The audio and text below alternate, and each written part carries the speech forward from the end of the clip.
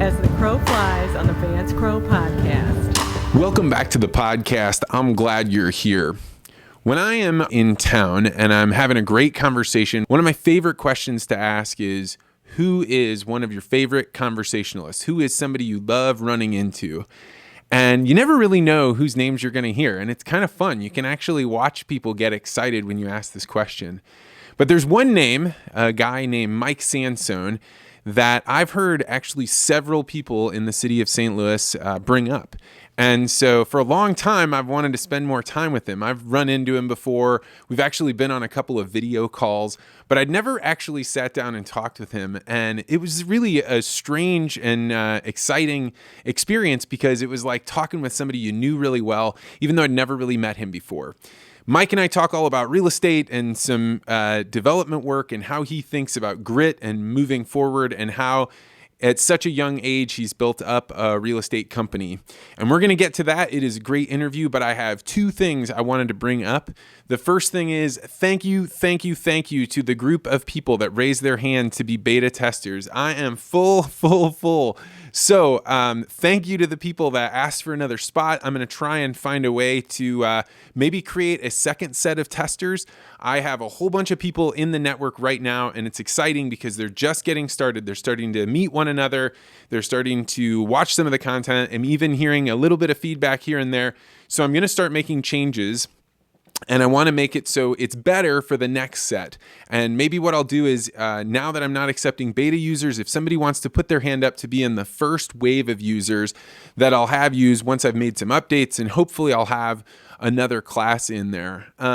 So if you're still interested, what I'd like you to do is go visit vancecrow.com, and there, as soon as you get there, it'll pop up. And if you're a person that wants to put your name up to be in that first wave, just go to that website, put your name in that list, and then you'll automatically receive it when we open it up to the next wave. Thank you. This is exciting, and it's really pretty cool to see people from all over the country start connecting. So looking forward to seeing more of you joining the network and seeing the classes and stuff. And that is all a result of people saying they wanted to support the podcast. If you didn't hear last week, what I talked about is I am starting a program where there's going to be classes and a subscription model to be introduced to people that are just like you, people that are fans of the podcast, people that care about communications, people that want to get better. So I'm in testing mode right now. I'm not actually talking too much about it or showing anything about it, but I'm just saying if you're one of those people that would like to get involved with that, I would love to have you there. There was a really, really amazing thing happening so far. Anyway, now on to the second thing. You do not have to be in the network to be a member of the book club, but we are right now reading the Thomas Jefferson Bible. This is a really interesting recommendation. So far in the book club, every time we've had a different month, we've been able to experience some crazy new thing, and the book always seems to match with what's going on in the world. For example, we read The Naked Sun right as coronavirus was coming in. And the premise of The Naked Sun is that these people are too afraid to be in contact with one another because they've lived in such a futuristic society that they only see each other over video. So it was really weird and interesting. And this book was suggested last month. So we're going to do it. And it turns out that right now there's all kinds of really intense pressure throughout the United States, people demanding change, people saying we don't need any change. And it's probably a good idea to go and read some Lindy books, some people that are talking about things that happened a long time ago. So we are going to read the Jefferson Bible. If you're not familiar with this, I am told, although I haven't read the book yet, that it is about the life of Jesus with all the mysticism and the things that couldn't be proven taken out. Now, I think to some people that is blasphemy. You know, you're not allowed to take anything out of the Bible. I heard that Thomas Jefferson didn't want it published till after he had died. So other people might view it in the way that it's a really interesting way to look at the Bible and maybe to study some of the teachings and the philosophies that can be hard to decipher through stories sometimes. So I'm looking forward to reading it. I'm going to leave a little note right here of a quote that I read right on the very first page that I'd like to share with you. And you can stop it and read it if you'd like to. So now I am on to the podcast with Mike Sansone. Thank you so much for being here.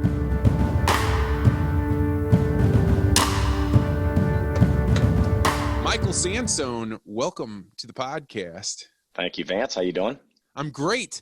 So Good. You are here in St. Louis, and you're actually in a totally different realm than I am, although we run into one another every once in a while. You are in real estate, particularly with multifamily, and I think this is such an interesting market right now because I look at trying to get into the world of apartment buildings, and I think, man, that is scary. There are the government is saying you don't have to pay your rent, and they're giving people money, and people are out of jobs. Are you like at the edge of your seat, gripping your chair, with white knuckles right now? What's going on in your head? Yeah, I mean, it's definitely an interesting time for us. I mean, I think that if you're in the business that I'm in, which is, again, on the multifamily, but specifically really on the development side, you have an appetite for risk anyway.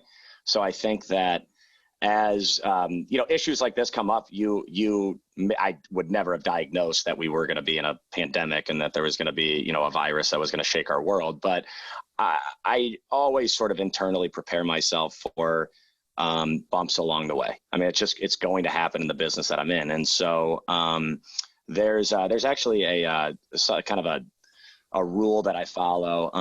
It's called the Stockdale Paradox. And it's basically like, you have a problem, you can't really necessarily diagnose, the exact problem or when it's going to end or how you're going to get out of it, but you believe that you're going to prevail. That's kind of how I look at this. I don't know when we're going to come out of this. I don't know exactly how we're going to come out of this, but I do believe we'll get through this. And, history suggests that we will. And I believe I'm in an asset class that has, long-term potential to be a viable business and a sustainable business with real long-term with growth opportunity as well. But specifically related to people not paying rent and the government's tone or other people's tone on not maybe being required to pay rent. I think that's been a little bit overblown. We've done a pretty good job of collecting most rent that we're involved in. Really, where I've seen the biggest problem is really on the capital market side, so for new projects, where there's because of the uncertainty, there's so much fear from a lender's perspective or an investor's perspective. And that creates, that creates a lack of opportunity for people like me to do new projects. When you're looking at projects, are you staying in the St. Louis area or do you look at multifamily all over the country? Yeah, so I'm relatively young. So I've been in this business for about 10 years, but I'm in two markets. I'm in St. Louis and Nashville, and intend on really kind of growing throughout the Southeast. The predominant metric that I really look to is jobs. Where's job growth? Nashville has seen a ton of it. So, and it's close to home. Real estate's a local business. I mean, so you can't just follow jobs and not understand local government, local politics, have relationships, have a network. So that takes a while to build. St. Louis being home is a reason that it's, again, a local business I'm able to develop here and compete here. Nashville, it took me a while to break through that market, finally have broken through, have a few projects going there. And then, have an intention of taking that and really kind of moving towards the Southeast. The jobs component of what's happening is always important in an economy, but I think that there's this weird opportunity that may only come around once in a generation or once every several generations with the wildness that happened with coronavirus, right? All of a sudden, the allure of the city, like I used to live in Washington, D.C. My wife and I, totally. When we first got married, we had a 480 square foot apartment that looked out on a brown brick wall.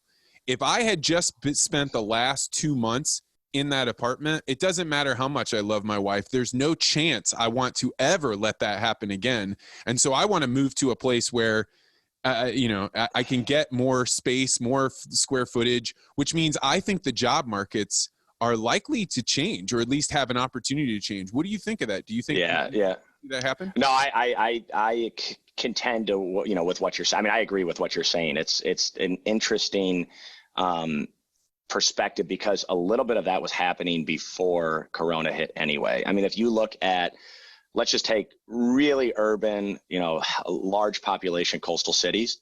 I mean, there has been a trend where there are people moving out of those cities to kind of spread out a little bit. There's affordability reasons, in certain states like California, there's state tax reasons. In places like New York, there's tax reasons, but there's also, people want to have a little bit of a higher quality of life. As it relates to kind of being able to spread out, that doesn't necessarily mean that you just need to have a bigger home or a bigger unit. It can mean how is that apartment building designed? I mean, does it have amenity space where you have co-working options? Does it have amenity space where you have a nice gym, a nice pool? You've got a dog park, you've got a rooftop garden, whatever it may be. So I think that, we as apartment developers can only make units so big and be able to, make a return on our investment. We're never going to, have a 4,000 square foot apartment on a, mass production scale. But can we have a 800 square foot apartment or a 700 square foot apartment and have, really kind of world-class amenities or high-class amenities? That I think is a way to kind of accomplish the goal that you're talking about, where people are still able to have a high quality of life. Yeah, I mean, when I think of apartment buildings, I think of the very cheap, like whatever I could get into when I was in DC, because rent was insane. In fact, I'm fond of telling people the rent that I paid for that 480 square foot apartment was double what my mortgage was when I moved to St. Louis, where I then had a backyard or whatever else. And I remember going and visiting apartments that were in the same price band as what we were looking at when we were in DC. And all of a sudden you're in a palace. You're in a place that can have a swimming pool. It can, the exercise equipment would be worth more than having your own gym membership. So it's interesting to me because I think everybody has this image of the real real estate moguls are the ones on the coast. They're DC, New York. But it seems like the action is happening in the Midwest. I mean, there's no question those larger markets are incredibly active and they're incredibly liquid in the sense that, I mean, if you own a piece of real estate in the markets that you're referring to, whether that's a DC, Miami, San Francisco, New York, Boston, whatever it may be, the availability of capital and liquidity of that investment is phenomenal. I mean, if you want to sell an asset in Boston, I mean, you can sell it today. I mean, it's no problem. You own an asset in St. Louis, there may be some hiccups. I mean, you're not going to see the high highs, you're not going to see the low lows, but it's not as liquid. I mean, you cannot realize that investment as quickly or as safely as you can in some of those other larger markets. So, I mean, I think that's kind of the big difference between those. But there are other secondary markets that have experienced, very significant job growth. I mean, Nashville, for an example, is a place that, it's a couple million people and it's growing, more than 3% a year, and it's adding, it's added tens of thousands of jobs. I mean, that directly correlates to not only new apartment development, but new industrial development and new office development. So it really, kind of back to where we started, it is jobs. What do you think makes Nashville the place where jobs are growing so quickly? I mean, I've often wondered that. I mean, there's a few things that I have been able to diagnose relative to where I live.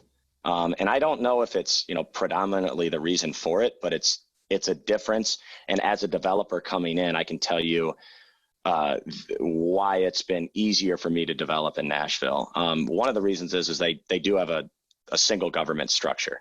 I mean, they have, Nashville Metro covers a very large region. There's not necessarily a difference between, the city limits of Nashville or the kind of the outstanding or outlying counties of Nashville. Okay. They're all governed by one government system. So for me, if I want to go in and I want to, look at a piece of property or purchase a piece of property, I'm able to quickly understand what it's going to take to rezone that property. I'm able to quickly understand the land use that that property is currently entitled for. There's a lot of information in a central system that's easily obtainable.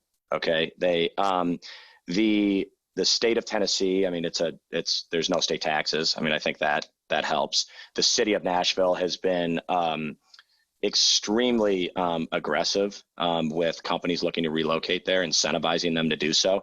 Some people agree with that, other people don't. But that has clearly brought jobs. And I think now too, a lot of this is self-fulfilling, because if you look at it, their educational system, I mean, whether it's you have, Belmont or Vanderbilt or, name any number of colleges that are there, they now have a structure to where you have highly educated people that now have a place where they can stay, as opposed to highly educated people that are now looking to, graduate and move to New York or Chicago or whatever it may be. So now it's almost circular, and each one is fulfilling the other. And it's pretty robust because and once you kick off that cycle, once you get into it, it can feed on itself. But you really have that challenge of, you could have the greatest universities. I mean, St. Louis is fantastic universities, but if you can't have the jobs that cover the sort of price that it costs to go to those universities, completely, you've got to leave. You've got to migrate. You have to leave. Yeah, and people. I mean, it doesn't necessarily mean that people. I mean, there's probably some things that exist beyond just jobs, in that example. But I totally agree with that. I mean, if you look at the retention rates of, take Washington University, a phenomenal university that's located here in St. Louis, and you'd look at Vanderbilt, which is a phenomenal university in Nashville, two high quality, strong, reputable universities. If you look at the retention of Vanderbilt versus the retention of WashU, it's very significant. I think the retention for the universities in Nashville, not just specifically Vanderbilt, it's like north of 30%, which, I mean, if you're taking, 3 out of every 10 kids that are graduating and you're keeping them in your local economy and you're providing them opportunities and jobs, and, that's a very educated workforce that's now kind of growing up, in the environment that has been created. St. Louis is an interesting, weird microcosm. So for people that are living out in the countryside, not anywhere near Missouri, St. Louis is actually made up of some 60 some odd municipalities, something like that. It's like 90, 91 or 92. Yeah. So that's roughly that. Yeah. Yeah. That's a town hall. That's a police department. That's a fire district. That's all of these things that every single group. So you could be traveling 1 mile over and all the rules are different. All of the 100%. Building codes are different. Everything is changed. And so when I hear you talk about a place like Nashville, I'm like, oh, that's a great idea. What we should do is just centralize it, bring it all together, make one system. But there could be a huge value in not doing that. It's just never been realized, because you could have a little federalist system here. You could have little towns that open up and let people do what they want and try out different rules and see what works.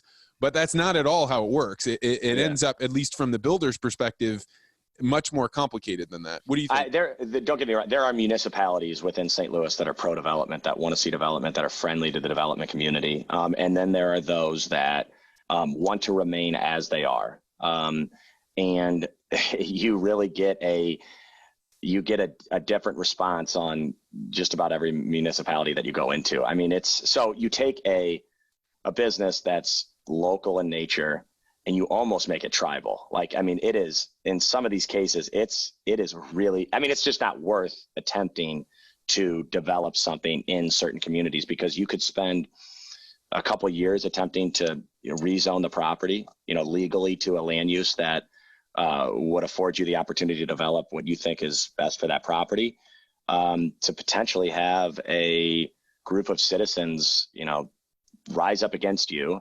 and let's just say you're even successful in your efforts, potentially even sue you, and deal with that. So I mean, that's an extreme example, but in a kind of township environment, kind of town environment that a lot of these municipalities have become, that's not, it's just not that uncommon. It happens. I'm going to keep talking about St. Louis because it's not very often I get to talk with somebody like you. But the fascinating thing about this place is we have more plant biologists per capita than anywhere else in the world. Yeah. And we have schools that are cranking out, like WashU, cranking out biologists. People don't realize that Southern Illinois University actually cranks out computer scientists that are doing unbelievable things. And so you've got this confluence of these different schools, and there's a whole bunch of different ones.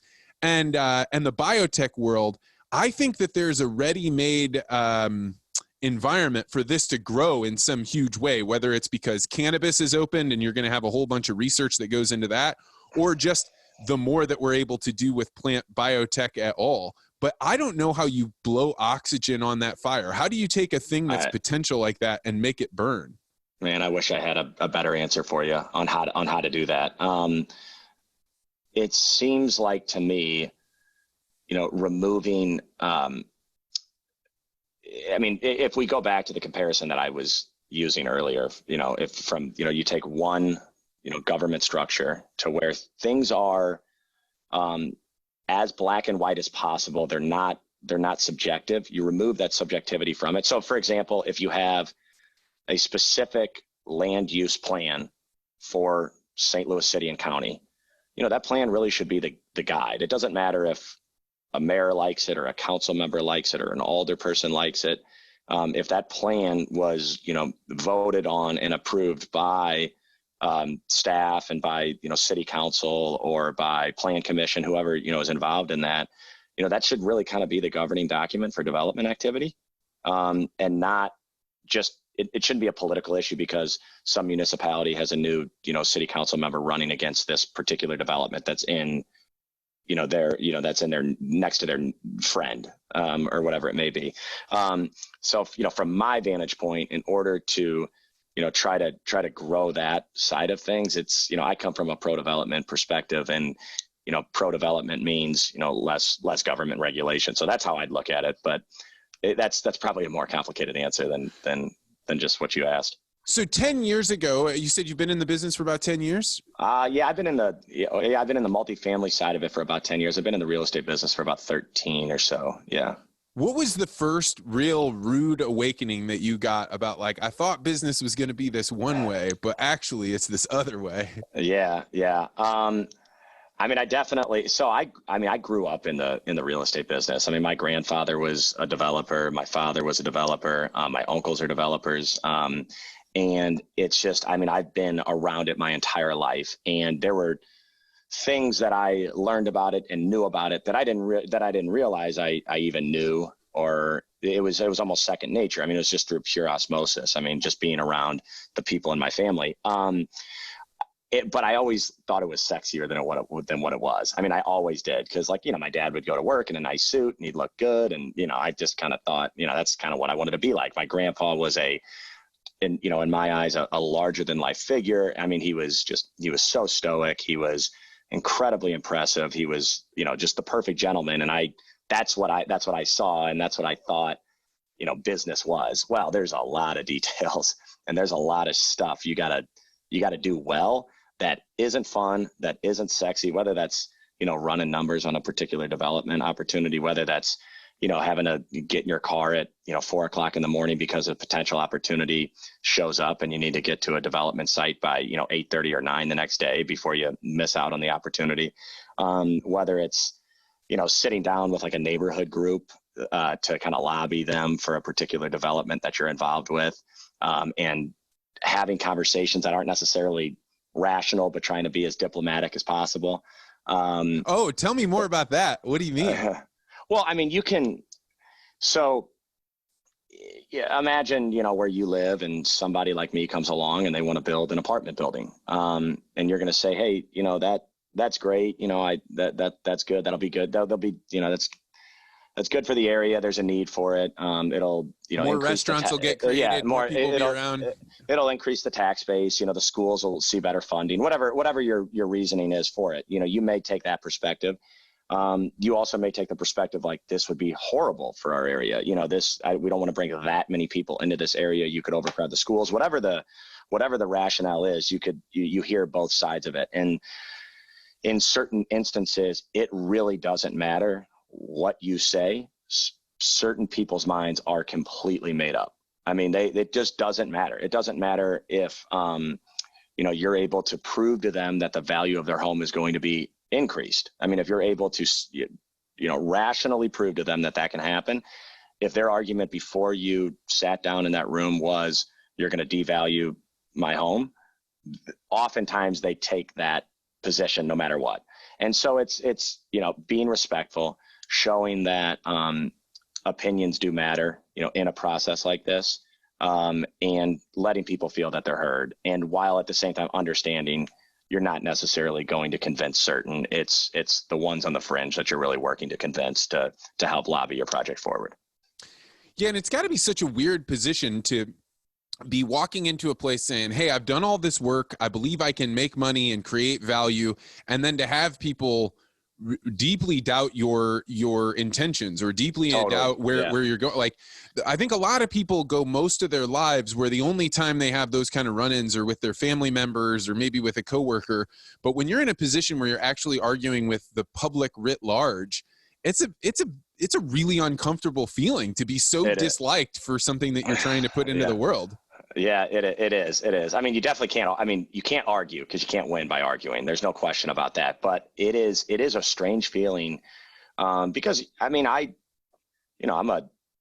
a nice guy. I mean, I have a nice family. I mean, I care about my community, and I try to live life the right way and all those things. And sometimes you go into these places, and I'm just trying to make a living, and people, I mean, almost they think your intentions are completely different than what you're communicating, or they're very suspicious of you, or it's, what there's, what this person is saying is not what they're going to do. And that's a tricky thing because it's like, I've never, I don't mislead people. I don't lie. I don't, cheat. But they don't know me. And so I have to kind of reconvince folks, oftentimes when I want to get a project forward that I'm not evil. Yeah. It's so hard for anybody communicating anything to remember I'm the stranger, right? Like I am the person that everybody that looks at me right now, they see me as in Swahili, they use the word mgeni, which just means like person that doesn't belong here, some kind of stranger here. Sure. And if you're referred to as mgeni, nothing about that says trust this person more than a perfect stranger. But it's hard to remember, like, okay, I'm coming into a new place, even though I was running at 100 miles an hour at my last job. Now I've got to come in here and start over with square one and not try and get ahead of myself, not rush any of it. Yeah, absolutely. And don't get me wrong. There's a lot of people though too that appreciate people coming into their community and attempting something that is going to enhance their community. Okay. So for folks that are skeptical of it, or suspicious of it, there are also those that are welcoming and, really want to help and really want to see, see your vision, come to reality. And in certain times, our vision is incorrect. And so, listening to the community and understanding, their desires. I mean, it really is still a good process to go through. You were talking about the, waking up at 4 a.m. to go leverage on an opportunity. It really strikes me as there's a saying that our mutual friend, Travis Liebig from St. Louis Bank, always talks about, which is basically saying you're still waiting at the starting line because you never heard that the gun went off. And most people think like, well, I'm waiting for the opportunity to come my way. I'm waiting for my chance to do something, not realizing that chances are flying by you all the time. There's just some people that say, well, if I'm going to do that, I'm going to have to get up at 3 a.m. to get down to Nashville in time. A lot of people hear that and they just think, well, I can't do that. And instead, the people that do, was that something that's naturally inborn in you? Did your father teach you that? How did that come about that you were able to spot the opportunities so you could get off the starting line?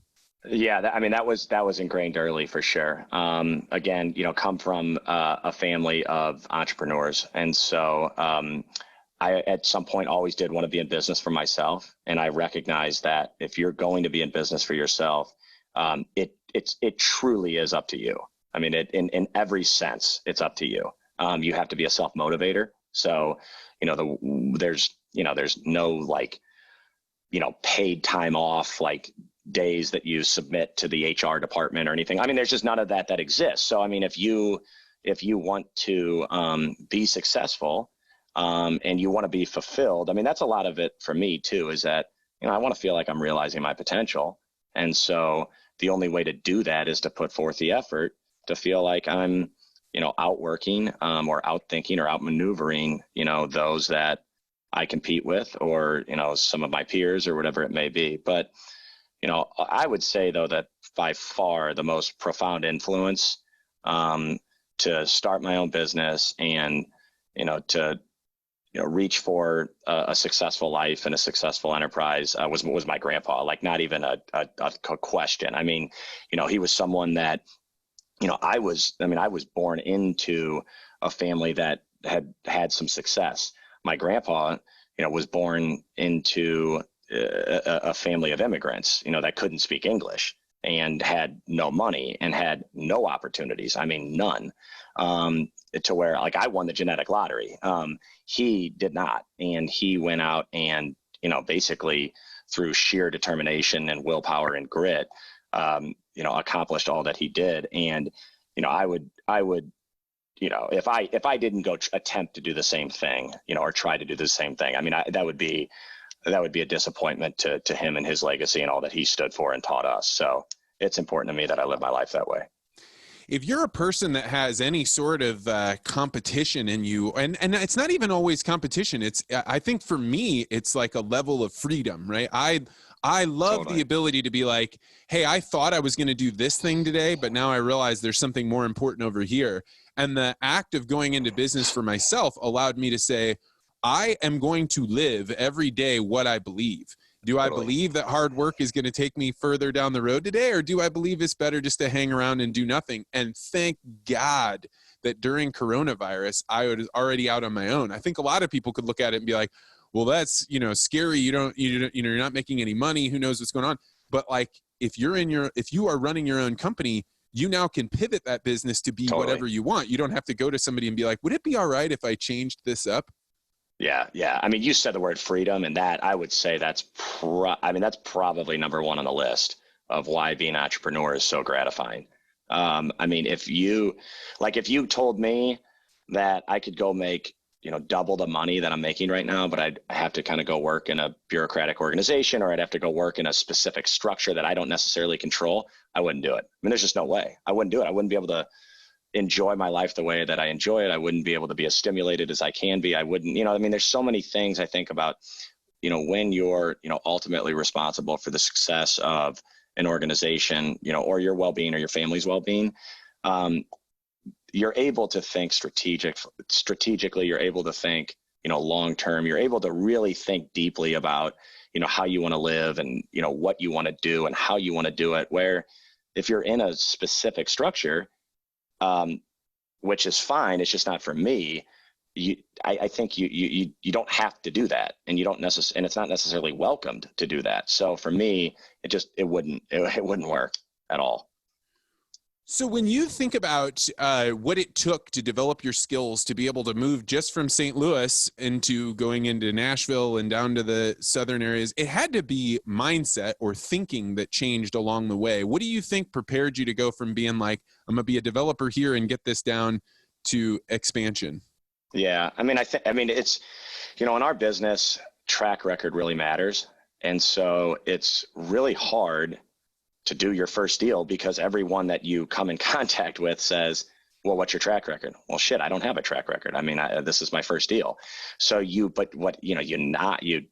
knock hard enough and you knock long enough, eventually you kind of break through and you do that first deal. Well, then the second deal, you're able to say, well, hey, whether it's a seller of a property or whether it's a banker or whether it's an investor that wants to invest in your deal, you can say, well, I did this last one and it was successful. So, come along with me here and do this one, until you kind of start to do 3, 4, 5, 6 of them. And then once I was able to do that, the next, rung on the ladder was, let's go out of market and do that.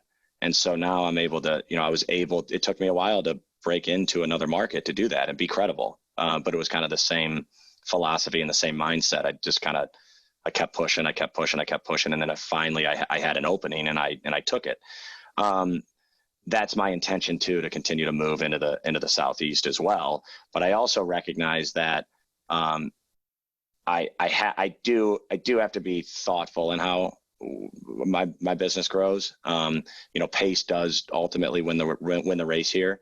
I don't want to rush it. I don't want to overexpand. I don't want to attempt to overexpand, because that's a very costly mistake, because for every transaction that I work on, it's capital intensive. Whether that's a travel budget, or whether that's architectural drawings, or whether that's lawyers or consultants, or certain things that are third-party reports that are required to put a property under contract. It's all very costly. So I have to be cautious, but ultimately, it's the mindset that someone else has done this before. Are they really any smarter or any better than me? I don't know. So let's go ahead and, try to do it too. Yeah, I think I'm the exact same way. Yeah. It is not that I think that I am particularly intelligent. I think I have seen people that are not particularly intelligent succeed, and I'd 100%. rather emulate what they did as opposed to whatever innate intelligence they had. But that takes you a while to learn, because when you're a kid, you think, oh, I just want to be the smartest person, not I want to be the most observant that figures things out.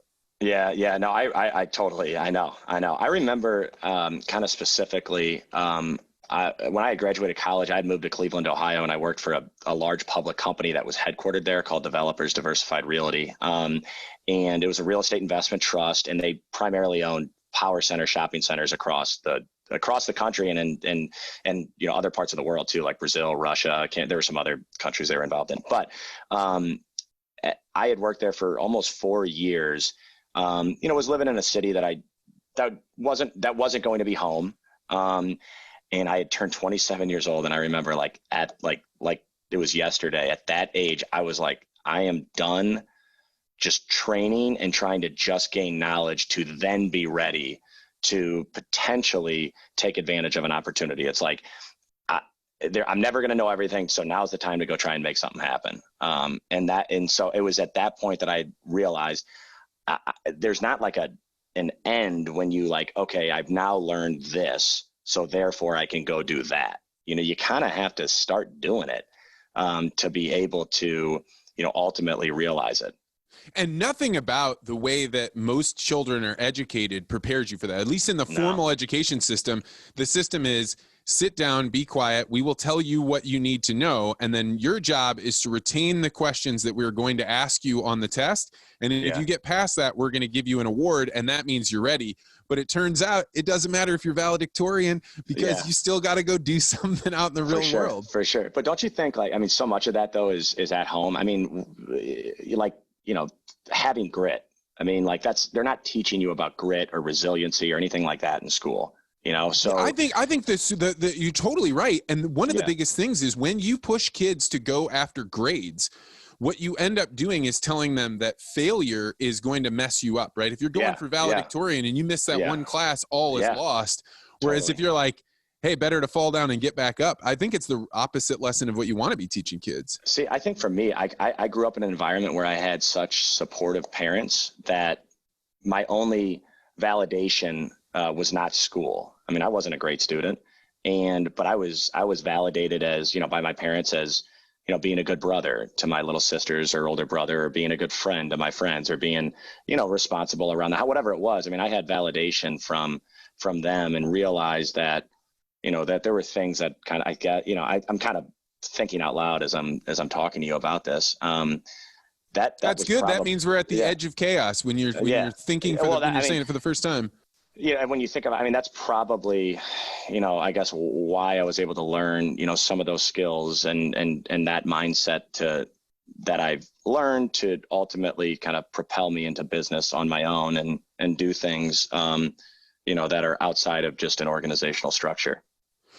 When I think about leaving the organizational structure that you're set up in and you're just an employee, the challenge is, unless you're in a sales role that's facing outward, if you're an internal person, everything flows in the information hierarchy, right? There's one person that has a group of people that then they cascade information down. But one of the things that I noticed with coronavirus is those information cascades that are in those standardized networks like a business, they all got disjointed, right? So if you were used to being the type of person that got a bunch of information at the water cooler, but you didn't know how to text appropriately, all of a sudden you are sheared off of all of that information. Do you think this lasts? Do you think the shift that we did to have information cascades not be hierarchical, but be through your network of who you text message and email and do those things, you think it stays the same? No, I think that I think that was changing it anyway. And I think that this probably expedites that change.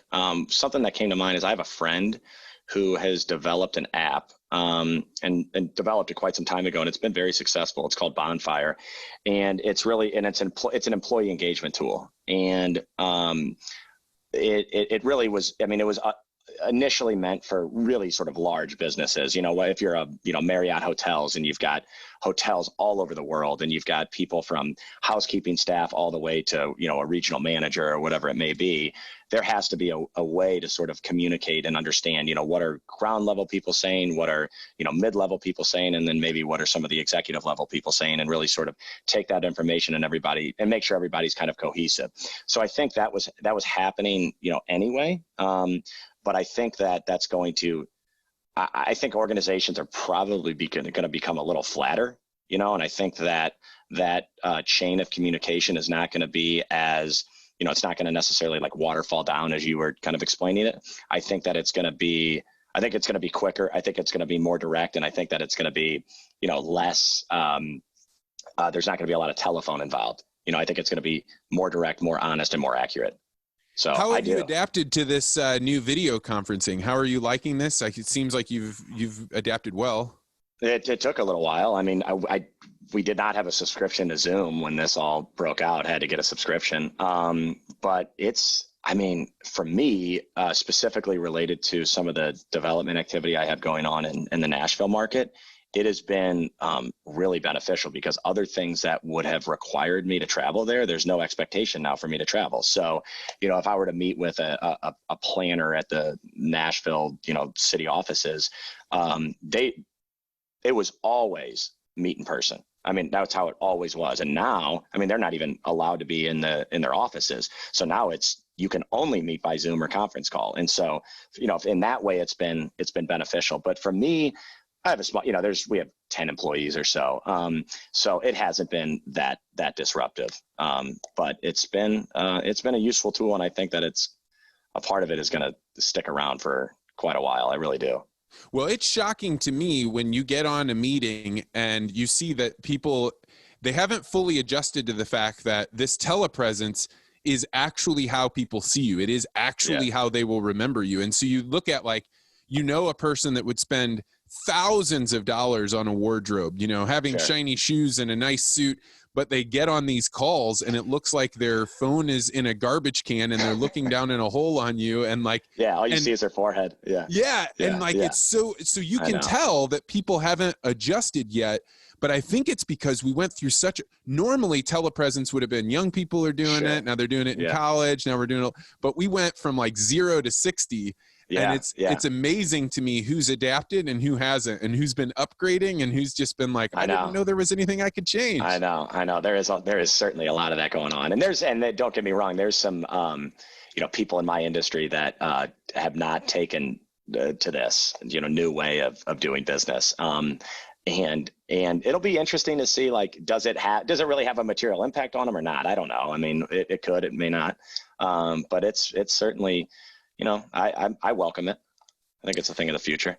So you are, if somebody were living in St. Louis and they knew Mike Sansone, you have a reputation for being one of the nicest, most congenial people. I could meet somebody random on the street, and if I brought up your name, it would be like, oh my gosh, he's so nice. Development is a, knock down, run around, fight kind of, at least that's my impression of it. How do you bridge these two things between the personality that people know you as and this world that you live in? Well, I don't know if everybody would say that about me, but I do. Everybody I've ever met. I appreciate. No, I appreciate that. Thank you. I think, for me, I really I look at the business again, at the age that I am at, I look at my business really from a long-term perspective, and it does not behoove me to, treat people, improperly, to win a deal, because that one deal may cost me 5 down the road. And so, I also, I think, kind of come from the perspective, that I really try to have an abundance mentality, in the sense that if this deal doesn't work out, there will be others.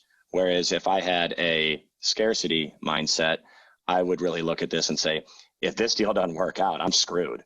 And so therefore, I've got to do whatever I got to do to win this deal. And there are people that are in my industry that have that mindset, and I don't. And so I guess that's probably the best answer to that question. But there's still, don't get me wrong, there's a lot of people that are in the real estate business that are really good, solid, people that are honest and easy to work with and understand that, understand the long-term nature and the long-term relationships of it. Yeah, the abundance mentality is a tough one because you can wrap yourself around in that of like, hey, things are going to work out. They're all going to be fine. But that then can lull you into laying down on the couch and feeling nice and warm and comfortable instead of being like, oh man, I got to keep going. This didn't work out. So what's the balance between the crazed, I got to get business done, I got 10 people and a family relying on me, and the abundance mentality? Yeah. Well, I mean, I think that you can also have that mentality be very tested as well when you've, maybe lost out on a few deals and you're like, oh shit, when's the next one coming? You're saying, oh, don't worry. There's, be positive. There's plenty of opportunity out there. I think like for me, what I've tried to do is I've had that concern multiple times throughout my career is I look back and I now have enough of a track record and enough time under my belt to really look at history and look to see kind of how it played out and rely on that and say, it will probably look like that in the future too. So remain calm. Don't get concerned, but, you gotta keep your foot on the gas, because that can happen. I mean, that can absolutely happen. There's a guy, you should interview him actually. There's a guy named Dr. Jason Selk here in St. Louis, and he's a performance coach. He did a lot of the sports performance work for the Cardinals, like when they won in 2011. I mean, he was involved with that team. He works with a lot of professional athletes, but I mean, he is a mindset coach. And, one of the things that he taught me was that when things are going well, that is the easiest time in the world to take your foot off the gas and say, God, everything's going great. This is awesome. And for me specifically, like if I do a project, I got about 3 years of, where I'm making money. So it's really easy to let off. It's not like I gotta get back in the game in 30 days. But from his perspective, the second, I've done this before, the second you let off the gas like that, you miss an opportunity, you miss another opportunity, and it's hard to climb out of that. So I try to be intentional about, when things are going well, enjoy it. But you push even a little bit further. Yeah, I mean, I always have this constant fear. So much of what I do is just creative, right? It's coming up with a new idea. And I think that's probably development too, right? It's some combination between physical work and capital, but creativity. Yeah. Yours is more creative for sure, but yes. But I always imagine like that was my last good idea, right? Because you can't see beyond the creativity that you're having today. So you can't be like, I'm going to be confronted with a new problem and I will again be creative. And I would say if there was one thing that made me lose sleep since I was probably 20 years old, it's when I'm like, oh God, what if I don't have another creative idea ever again?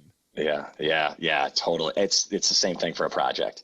The exact same thing. I mean, I know that exact feeling. But then you've come up with a lot of creative ideas. So you can now look back and say, I did it then. I had that concern then.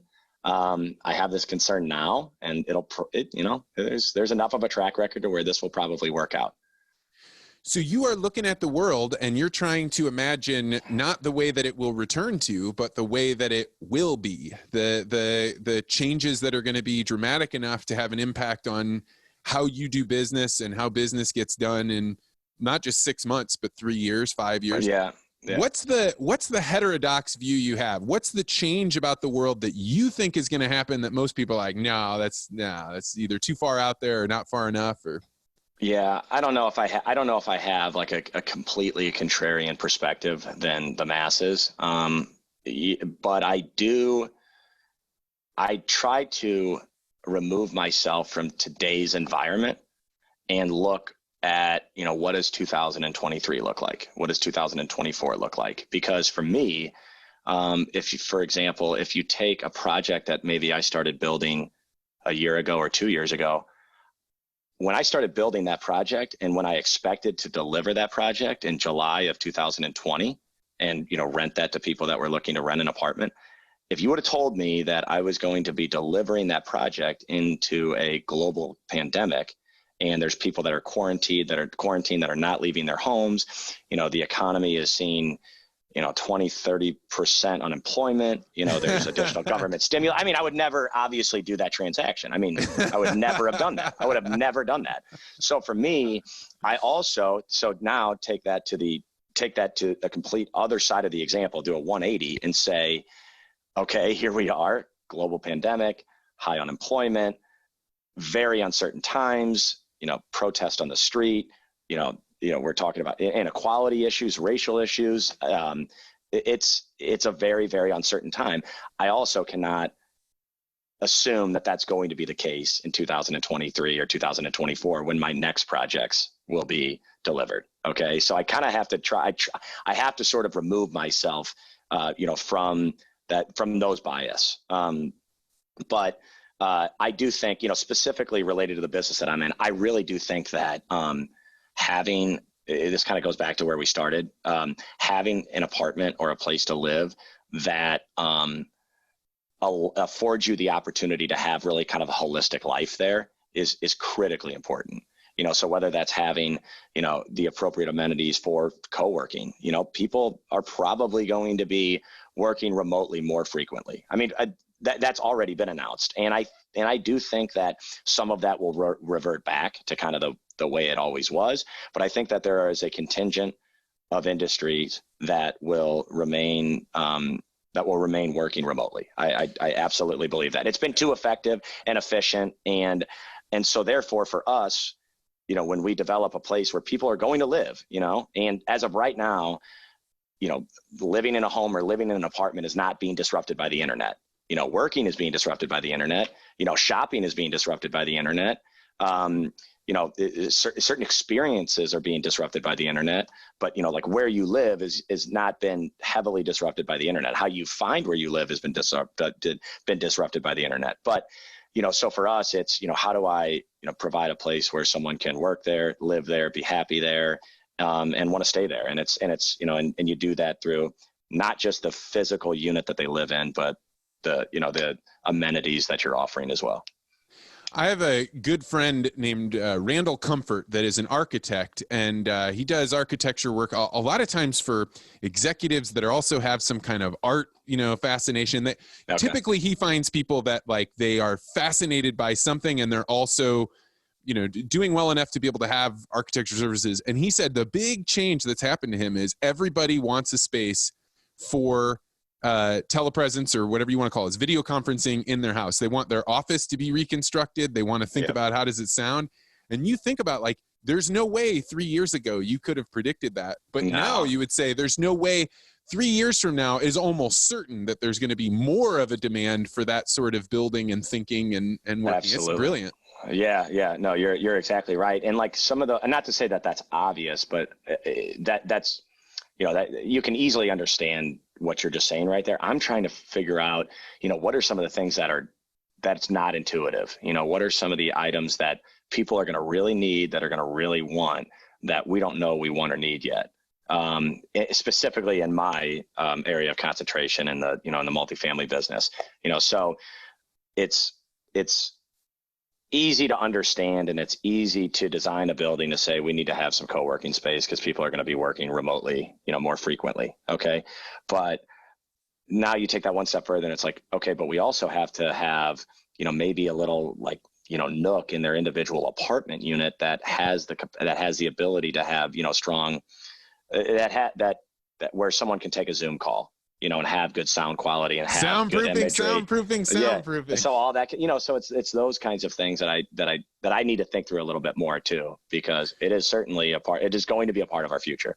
Well, this is a fun game because as you're talking about that, I think about like, what were some of the most valuable things? And one of the most valuable things to have at my house right now that I would have radically underestimated before was an outdoor place to easily work out. Because you think about like spring and summer, if I'm going to have people over to work out with, I can't go to the gym. If I'm going to have anybody work out, we're going to do it outside. How do you set this up so that you can do this even if you're in a global pandemic? And that was one of the most valuable things that I had at my house was the ability to work out outside. Yeah, for sure. If I would have had a home office that was actually dislocated from my home, Like, where, because like I have a detached garage, and I have a space above my garage that I'm currently building out for an office. Like when that is done, that's going to be really useful because I have 4 little kids, and they don't care if I'm in my home office in my house. I mean, they don't respect those boundaries. They don't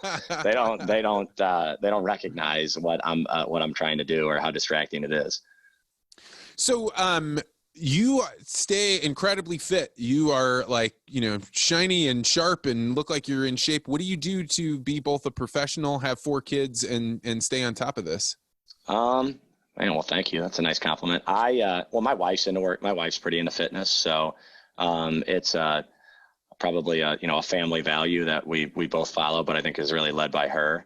I try to work out anywhere between 3-4 days a week, and I'm not trying to win any competitions or anything like that, but I am trying to have basic shape and basic fitness and a basic fitness level, because I think it's important for me. I want my kids to look at me as a strong, energetic father. My grandfather was that way. My father was that way. So, again, a good example. Having 4 little kids that are 6, 4, 2, and almost 1 is, it's certainly, it is really busy and it's chaotic, especially during this quarantine. My gosh, I wouldn't wish that upon anybody. It's been a little tough. But we, try and keep them active as much as possible. I try to be intentional with them. Like, for example, when I get home from work, I am generally tired. And I don't really feel like playing with my kids all that much. But I try to set aside, 15, 20 minutes. And if you just do that every night for kind of a long period of time, that adds up into being a meaningful relationship as a father to my daughters and my sons. And then, from a hobby perspective, I love to play golf. So that gets me outside, and I'm able to do that. Not as often as I'd like, but I enjoy it. Well, one of my favorite questions to ask is I picked up during coronavirus because everything was moving so quickly. And then I was kind of under the impression that this was not a great question because things were slowing down. But my intern this morning was like, hey man, you got to keep asking this question because things are changing so rapidly. So the question is, what do you think the world will look like in 2 weeks? And I posit that because, 2 weeks ago when I was asking people this, nobody said we're going to have riots and protesting and racial inequality is going to be one of the highest things that people are talking about. So what's your prediction on 2 weeks from now? I really have to answer that? Yeah. I have no idea. All right. My prediction on 2 weeks from now, what is there going to be? More police departments defunded? I guess that's one that I could take. My friend has a very interesting analysis of those defunding of the police departments. She started throwing up budgets for some of the cities that were doing that. And she was saying, there's a correlation between cities that were already running in the red and had a bunch of trouble funding their police, and now who are saying it'd be a great idea to defund the police. The police, I mean, and I don't know how legit or how right or how accurate her thing is, but I do know there are a lot of cities that were running into the red, and it would never be a chance to be able to maneuver those contracts under ordinary circumstances. Yeah, that's good. That's going to get very political though, and I think that's going to change quite a few different times before that's whatever decision is made is ever on solid footing. And there's going to have to be some sort of, I think, national response to what that's going to look like as well. Because, it's one thing for a small municipality to defund a police department. It's another thing for a major city to defund a police department and not refund it. Assume that it doesn't get refunded or refunded at the level that it was previously funded at. I think some of what we're seeing right now, there could be some politics in play right now. And so it's just hard to detect. It's hard to detect what that's going to look like in the future. I have no idea. I don't try to predict what the future is going to hold at all. I try to kind of understand where I am currently. I take the information. Really, if I look at my business, I try and take the information that's available to me today, and I try to make the best decisions based upon that information. Because if I start trying to analyze what the future may hold, or if I start trying to predict what the future may hold, again, back to my example of what I have known, what we're in now. Had I thought that I wouldn't have done a certain project that's going to deliver, but I'm still glad I did the project. Yeah. So, now it's going to deliver. It's going to be done. You have and it'll be fine. It'll be fine. It'll be fine. And it'll be fine. Yeah. It won't be as successful, as I would have liked for it to be, but it'll be successful. It'll just take a little bit more time to get there. And if you were talking to a young person that says they want to get into real estate, but they've moved into a new city, they don't know anybody, they don't know anything, what is the first step of somebody that wants to move into this realm? Yeah, well, I would definitely work for a company with, some sort of national scale. I would work for a larger organization. There's no question. You just get exposed to a lot of people. You get exposed to a lot of information. You get exposed to a lot of details and have resources that if you were to just go work for me, for example, I wouldn't be able to provide a young person, the same amount of information or give them the same head start that a larger corporation would be able to give. There's also, in certainly larger cities, there's real estate groups and things like that. There's Facebook forums, there's LinkedIn forums. There's all sorts of ways to get connected to people. And I would use those three things, and it's amazing what you can do in a 1 or 2 year period as a young person, the people that you can meet. And if you show eagerness and hunger and the ability and willing to work, that's a really attractive quality for people that are seasoned in our business. Yeah, I think that the most underrated thing that a young person can do is write a letter to somebody and say, this is why I'm writing you. This is what I'm willing to contribute. And this is why I'm willing to contribute it, because I think I can learn or get these things. Yeah. Man, that letter will take you everywhere. Yeah, I did. I got an intern, right? He wrote me that email and I was like, man, whatever you want, I'm willing to help you, because you were willing to put that out there. Yeah. But what you just said though, too, letter. if you got a handwritten letter from somebody though, and they they physically took the time to, write on a piece of paper and put that in the mail, get a stamp. It's not as easy as it once was. That means a lot too. That's very personal. Yeah, I think handwritten letters are deeply important. And I often think of it as by putting this ink down, the ink is the equivalent of my soul going on there. It's just a little bit of who I am being pushed into that. And there's something different about what you write when you have a pen in your hands than what you type. It's different. Yeah.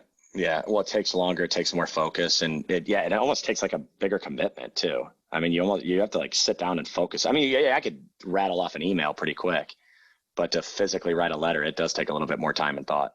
Do you keep a journal? I have in the past, but I'm not consistent enough with it to where I don't do it. Brother, it is the best habit. It's better than running. It's better than it's the best happy. Yeah, if you're just hey, I don't drink my first sip of coffee unless I've written 2 sentences down, all of a sudden you'll start getting 2 sentences down. Yeah. Yeah. And is that what you do? First thing in the morning? As much as I possibly can. There's a rare circumstance where I don't. And I often talk about it being letters from my past self to my future self, because you start to be and particularly you think about a 3-year project, right? You're I don't know what I was thinking when I did this, or I got involved with this person, or why I was so enthusiastic about this. You go back and you read this manual that you've created about yourself, and you're oh, that's because he did me a favor and I wanted to repay him, and this is how I did it. Sure. Okay. You can't believe how much you pull out of those letters. Yeah. I've wanted to take the journaling. I understand the value proposition in journaling. A lot of people say what you say and how important it is with, just as part of their daily routine. I don't know what it is, why I haven't been able to do it. I think part of it is I don't know how to properly write to myself. Sometimes I feel like I'm writing myself a note. Sometimes I feel like I'm just documenting a day, so I can remember it later. Other times I feel like I'm, thinking about, something that may be deeply emotional to me. I just don't have I just don't have a great playbook on how best to journal. If there is one. So for me, I did a series where I was kind of talking about this a lot. And so I've definitely thought about it a lot. One of the things that I think you can do when you're first starting is just say, the very first thing I'm going to do is write down the emotion that I have right now. And the reason this is so powerful is most of the time we have sensations and feelings and things that we think and feel that we don't have a word for. And so we start to be I'm unhappy, right? But unhappy is a really broad, general. That's a really vague word. Yeah. Right. And if instead you're I'm nervous, or I'm feeling anxious. And then you write that down and then just say, give me 2 sentences. That's all about why you think that is. Sure. And the sure. very act of just doing 1 word and 2 sentences pops you into a different space. And when I did this, I was going back and you realize like, man, I don't actually like the person that is the raw emotion me. And I found that I liked the person that wrote the 2 sentences after, or maybe the sentences after the sentence I had written, because that person was more thoughtful about why do I have these emotions and what's going on, as opposed to just inhabiting the emotion. Sure. How often do you look back on it? Not very often. Okay. Not very often. I had this experience where my mentor, before I was a journaler, I would always write him letters. His name's Pete. I would send him letters. One time I went to visit him and I saw that he had this file cabinet of people that had sent him letters. And it didn't really dawn on me until he pulled out my folder and handed it to me. And I'm reading these letters that I had written him. And I started being like, wow, look at how much I remember now about the past. I wish somebody would write letters to me. And then I was like, oh, you idiot. Gotcha. That's what a journal is. That's you're writing few letters to your future self. And do you keep a physical journal, or is it electronic? I mean, is it electronic? All physical. Yeah. Okay. And Got it. And that was a big transition too. I'd tried to do like electronic journals. I know there are apps out there, but I have my workbook. Like this is the thing that throws all of my notes in what I should do. And then I have another book that's kind of put away that is just, hey, these are my emotions. This is what I'm going through. This is what I'm afraid of. And that one, I mean, I almost don't go looking through it because it's so, when you get good at it, it becomes so close to these like nerve points that you're like, I can look at that and I can feel good or I can feel sad or whatever, but it's a lot. So you just, it almost becomes this like power book that you have. Sure. Got it. Now, do you so if you have a physical journal, if you're going to read a book, I mean, do you read it on your iPad? Do you get a physical book? How do you do that? For years while I was traveling, I did a ton of audiobooks. And then I started to realize that I could not recall the story nearly as well a year later or 2 years later. So I read it. I try and read a book or 2 books a month. And I always get the physical copy. I'm much more likely to keep coming back to it. Yeah. That's kind of how I am too. Yeah, I like the physical copy. I find that, I mean, it's obviously more convenient to not have it and just read from my iPad and things like that. But there's like something that's kind of romantic also about actually owning the book and having the book and having it on a bookshelf and, looking back to it and things like that. But just that right there, these are the books I have from this year, right? And it's just like a little log of what did I do? Where did my mind go? Yeah. That's cool. Mike Sansone, this has been a blast. I am so glad you came on. I'm sure we'll have you on to talk more about real estate, both in St. Louis and across the South. So thank you, man. All right, man. Thanks a lot. I appreciate it, Vance. That's going to do it for today. Thank you so much for being here. I am so excited to be doing podcasts at a more frequent level. And a lot of that has to do with still being at home for coronavirus, which has given me the time to make this new network and set of classes that I've been doing. I'm really pretty excited about them. Thank you to all the people that raised their hand to be beta test users. I don't need any more. If you'd like to be in the first wave of people to subscribe, I'm going to try and chunk it out from fixing the corrections that the beta test users spot, then having some of the loyal fans and longtime listeners of the show kind of come in there, see if it's valuable, if you like the network, if you take the classes, if you think they're valuable, and then we'll open it up to the general public. So if you want to be one of those groups in the first wave, just go to my website, vancecrow.com, and put your email in, and then that way I can send it out to you. So thank you so much for being here, and we will be back very soon. I have some really fun people coming up to do some interviews, so looking forward to it.